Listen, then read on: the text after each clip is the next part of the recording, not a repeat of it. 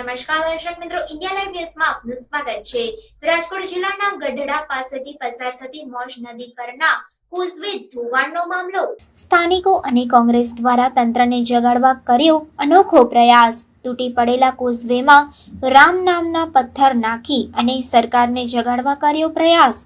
છેલ્લા 2 મહિનાથી કોઝવે તૂટી ગયેલ છે। તંત્ર દ્વારા કોઝવે રિપેરની કામગીરી ન કરવામાં આવતા લોકોમાં રોષ। સ્થાનિકોનો આક્ષેપ છે કે ખનીજ માફિયાઓ દ્વારા મોજ નદી પરના કોઝવેમાંથી બેફામ થઈ રહેલ રેતી ચોરીને કારણે કોઝવે તૂટી ગયો હોવાનો સ્થાનિકોનો આક્ષેપ। સ્થાનિકો અને કોંગ્રેસના કાર્યકર્તાઓએ કોઝવે પર રામધૂન બોલાવી અને તંત્રને જગાડવા કર્યો અનોખો પ્રયાસ। મારું નામ શામજીભાઈ ઝીણાભાઈ મકવાણા, ગામ ગઢાડા। હું ગઢાડાનો રહેવાસી છું। અમારો મુખ્ય માર્ગ આજે ઓછામાં ઓછા મહિનો 1.5 મહિનોથી હાવ સંપૂર્ણપણે નાશ થઈ ગયો છે, હાવ તૂટી ગયો છે। અને એમાં ભેગું ચેક ડેમે હતું, ચેક ડેમ ને બધું ભેગું તૂટી ગયું છે, હાવ સંપૂર્ણ માર્ગ નાશ થઈ ગયો છે। હવે અમારે અત્યારે એટલી હાલાકી છે, 20-25 કિલોમીટર ઉપલેટા ફરીને જવું પડે છે। તાલુકા પંચાયતે જવું હોય તો 20-25 કિલોમીટર ફરીને જવું પડે છે। અમારા સંપૂર્ણ નાશ થઈ ગયો છે, એને કારણે અમે આજે અહીંયા કાર્યક્રમ રાખ્યો છે, રામધૂન બોલાવી છીએ।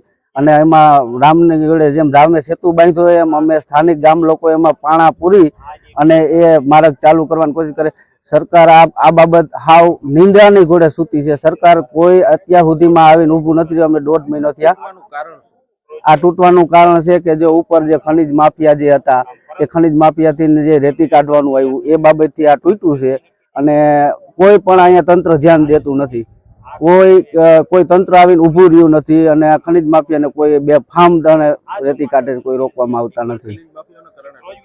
હા, ઉપલેટા તાલુકાના ગઢાડા ગામના પૂર્વ સરપંચ નારાયણભાઈ આહિર આજે છેલ્લા 2 માસથી મોજ ડેમ માટે ખૂબ જ વરસાદ હોવાથી મોજ ડેમ તમામ દરવાજા ખોલી નાખવામાં આવેલ હોય, જેથી અમારા ગામનો જે મુખ્ય રસ્તો મોજ નદીમાં ચેક ડેમ કમ કોઝવે આવેલ છે તે પાણીમાં ગરકાવ થઈ ગયેલ હોય, જેને કારણે ઠેર ઠેર જગ્યાએ ગાબડા પડી ગયેલ હોય, જેથી કરી અને ગામ લોકોને તાલુકા મથકે જવા માટે વિદ્યાર્થીઓને તેમજ આજે 12 કે 15 કિલોમીટર ફરી જવું પડે છે। તેમજ આ જે ચેક ડેમ હતું તે 5 ગામના ખેડૂતોને તેનો પાણીનો લાભ મળતો, ત્યારે ગયા વર્ષે અમે સિંચાઈ ખાતા જિલ્લા પંચાયત શાખાને અમે રજૂઆત કરેલ કે ભાઈ આ ચેક ડેમ જે ભૂંગરા તૂટી ગયેલ છે ત્યાં તમે રિપેર કરો, પરંતુ તે લોકોએ રિપેર ન કરવાને કારણે આજે ઠેર ઠેર જગ્યાએ ગાબડા પડેલ છે। ત્યારે અમારી હવે પછીનો એવો કાર્યક્રમ છે, જો આ પાણી રોકવાનું આયોજન આ પારી જો તાત્કાલિક સર્વે કરી અને બનાવવામાં નહીં આવે તો અમે કાર્યપાલક ઇજનેર, જિલ્લા પંચાયત સિંચાઈ વિભાગના તેમજ રાજ્યના સિંચાઈ મંત્રીનું અમે ગામ લોકો દ્વારા પુત્ર દહનનો કાર્યક્રમ કરશું એવી અમારી માગણી છે। એમ્બ્યુલન્સ કે 108 ને આવવા માટે 12 કે 15 કિલોમીટર ફરીને જવું પડે। એ જો વરસાદ ખૂબ હોય તો તમામ રસ્તાઓ બ્લોક થઈ ગયા હોય, જેને કારણે તાલુકા મથકે જઈ શકાતું નથી। મારું નામ સુવા અશોક જીવાભાઈ, હું ખેડૂત છું।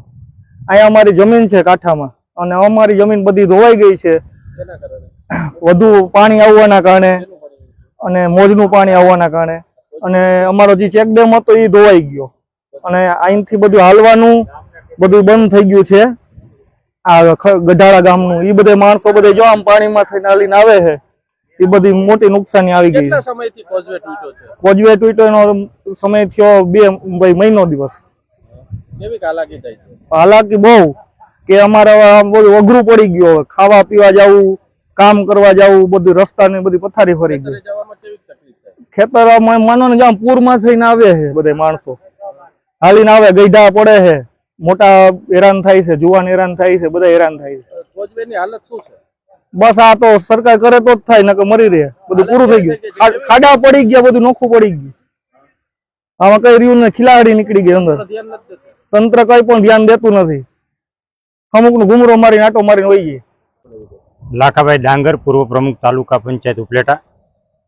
આ જે ગઢાડાનો ક્રોઝવે છે એ આજે તૂટી અને પૂરો ધરાશય થઈ ગયો છે। ક્રોઝવે કમ ચેક ડેમ હતો આ, ત્યારે આ 2021માં અમારા પૂર્વ ધારાસભ્ય લલિતભાઈ વસોયા દ્વારા આ જે ક્રોઝવે અને કમ ચેકડેમ છે એ પાસ કરવામાં આવ્યો છે પુલ, અને ભાંખનો જે પણ પાસ કરવામાં આવ્યો છે. ત્યારે વારંવાર રજૂઆત કરવા છતાં પણ આ ક્રોઝવે બનાવવામાં નથી આવ્યો, અને સરકારની આ પ્રક્રિયા ટેન્ડર પ્રક્રિયા પૂરી થઈ ગઈ છે, એજન્સી નક્કી થઈ ગઈ છે, છતાં પણ આનું સત્વરે કામ કેવી રીતે ચાલુ થાય એના માટે આજનો અમારો આ કાર્યક્રમ છે કે રામના નામે જો પથરા તરતા હોય તો આ સરકાર દ્વારા રામના નામે મત માગવામાં આવ્યા છે. તો આજે અમારા આ રામના નામે પથરા મૂકી ને જો આ ચેકડેમ આ જે ક્રોઝવે છે આ અને સાથે ચેકડેમ પણ છે આ તાત્કાલિક બનાવવામાં આવે, અને લોકોને પારાવાર મુશ્કેલી તમે જોવો છો કે લોકોને કેટલા કિલોમીટર ફરી જવું પડે છે.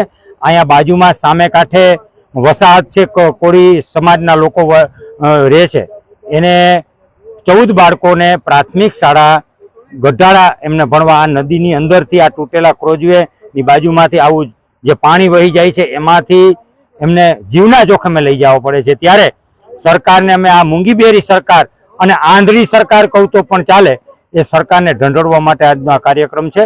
આ લોકોને મુશ્કેલી પડે છે, મુશ્કેલી દૂર થાય અને તાત્કાલિક સત્વરે આનું કામ ચાલુ થાય એ હવે અમારી માંગ છે.